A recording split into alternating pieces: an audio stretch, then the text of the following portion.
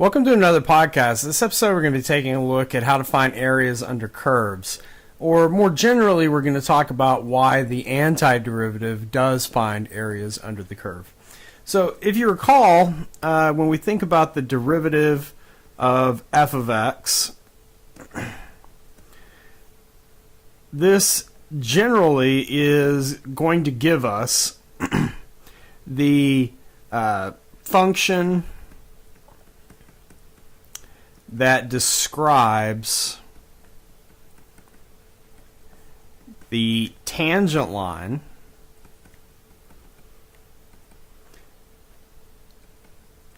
to the curve f of x for every value of x.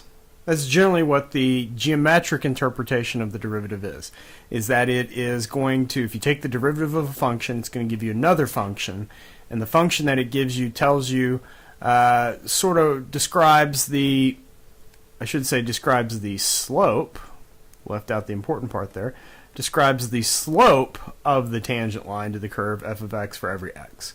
So it's basically a function which tracks the slopes at every point along a curve. Simple enough. We also have this nice sort of added on notation, the derivative of f with respect to x, and then we say x equal to a. This is specifically the slope of the tangent line to f of x at x equal a.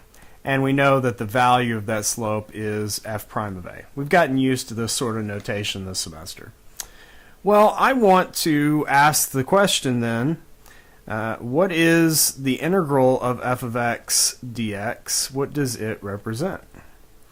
Well, generally speaking, it represents the area under the curve f of x. And that is sort of general. We have the general definition of describes the slope of the tangent line to the function f of x at every x. This is saying the area under the curve f of x. And so when we think of this sort of progression of thought, the natural thing here to do is say, okay, I wanted to look at specific slopes of tangent lines at specific points. Maybe I want to do the same thing for the derivative. So the way that we do this, remember, this is what we called an indefinite integral. It's indefinite because I don't have any sense of what the interval I that I'm doing this is. So area under the curve f of x, this could be any interval that I'm thinking about here. So this is indefinite. I don't know what integral I'm thinking about. If I replace it with this notation, this is sort of like doing the derivative at a point. This is the integral over an interval. So this is the area under the curve f of x between x equal a and x equal b. So keep in mind that these values here, when I say b, I mean x equals to b. When I say a, I mean x equals to a. And that's governed by this dx term that we're going to look at here in a little bit. So I'm taking the derivative with respect to x, so the limits, these are called the limits of integration. That these things are actually just, I can think of them as the endpoints of an interval that I'm interested in, over which I'm going to find the area under the curve. So pictorially, it's basically this. I've got some sort of curve here. We'll look at it on an axis here.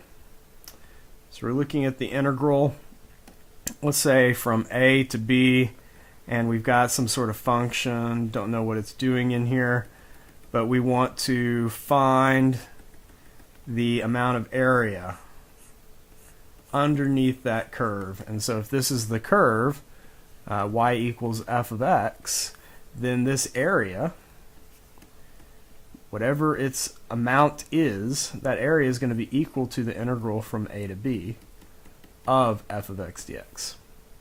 And so our next question is, how do we find the area?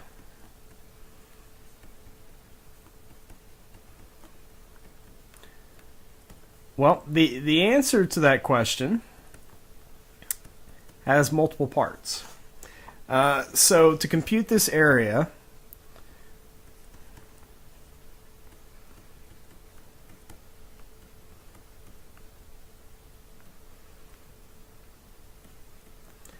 we're going to do each of the following steps. So the first step here is that we're going to divide the region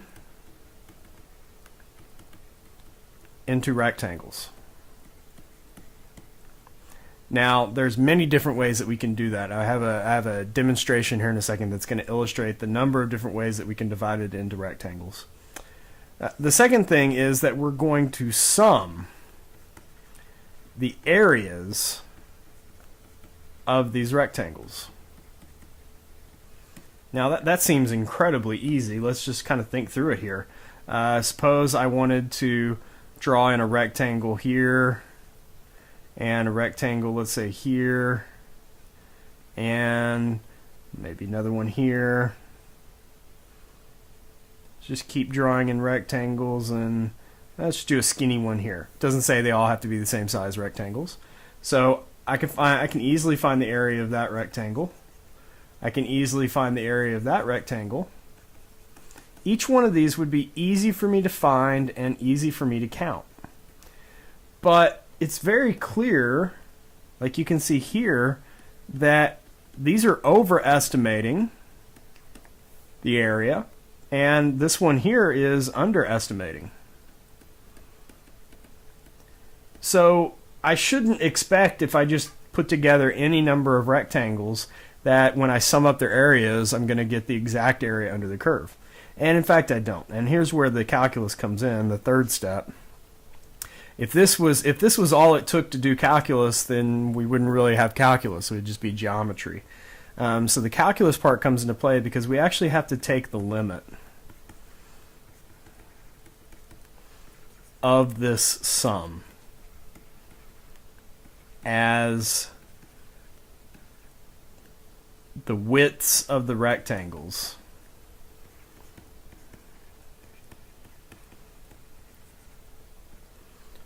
go to 0, which, as sort of a side note, this means we're going to have more rectangles to add up. Because as I have skinnier rectangles, I require more of them to fill up the space. And it's this third step that's going to be the big one for us. And we're going to take a look at an example of that process in a future video. But just to kind of leave us with a good feeling that this is going to work, I want us to take a look at a demonstration. So here I have a curve, the curve in purple, and we're looking at the curve, let's say from, I don't know, let's say that we're looking at it from like 0 to 5, for example. And I wanted to know how much area is there under the curve. Okay, seems reasonable. I can clearly see that I have multiple rectangles that I fit into this space, but this one way overestimates, this one way underestimates, this one you can barely see because it's using the function value here as its height. And notice all of these are the function values, so the height of this rectangle is where it intersects the function, so I draw the rectangle until it intersects the function on its left-hand side. Here it's left-hand side, here it's left-hand side, left-hand side. That's called a left rectangle, so the heights of the rectangles are on the left. If I changed it around so that the heights of the rectangles are on the right, I get a very different picture. You can see here that the height of the rectangles on the right, on the right, on the right, on the right, etc. There's other options. I could make the height of the rectangles sort of the average value. So if I look at all possible values where it first touches here to where it would touch way up here, so this is sort of the average of the left and the right. Then it's sort of like the midpoint. I could look at the max rectangle. So in other words, I draw the rectangles as tall as I possibly can. That would either be a left or a right sum in most cases. But we'll just stick to left sums for the time being. The point is I have lots of different options to draw the rectangles, and in this case, I'm really only looking at a few rectangles here. And so if I look at the integral of this function from 1 to 5, The actual area under the curve, the actual answer here, is 3.923. That's the actual area under this curve. And if I just add up these rectangles, right now we're getting an answer of 3.81, and that's actually pretty close, given how few rectangles we're using. But watch what happens. So what I'm about to do is mimicking this limit process I was talking about. As we add in more rectangles, you see how the rectangles' widths get skinnier, and they become better approximators of what's happening under the curve. So more rectangles, I have to do more sums, but they're better approximations. We don't have huge underestimates or huge overestimates anymore, and it almost looks like the amount of overestimate we get here is offset by the amount of underestimate, and that is almost the case. You can see here that the actual integrals value is 3.93, and the sum of all these rectangles, which there's a total of 80 rectangles here, it's 16 per distance of 1. So there's 16 rectangles for every distance of 1, and we're covering, let's see, 1, 2, 3, 4. No, so there's 64 rectangles here, excuse me. 16 per grouping. And so there's a total of 64 rectangles here, and using just the sum of 64 rectangles, I can get within 1/100th of the actual answer. But as this sum gets larger and larger and larger, you can see here that there's 256 rectangles over every distance of 1. So you can barely tell that they're rectangles at all by that point. There's so many of them, and you can't really see a good overlap or underlap, overestimate or underestimate. Even with 64, it's very difficult to tell. And so we've got to back it all the way up to 32, so you can see that there's still some jaggedness there. But the idea is that as we get more rectangles, their heights are closer approximated by the function, and we can really fill up the area under this curve using just those rectangles. So this is going to be the technique that we're going to employ to be able to find this area, and it turns out the process of taking an antiderivative is the key to that. So we're going to look at that in future videos. All right, thank you for watching.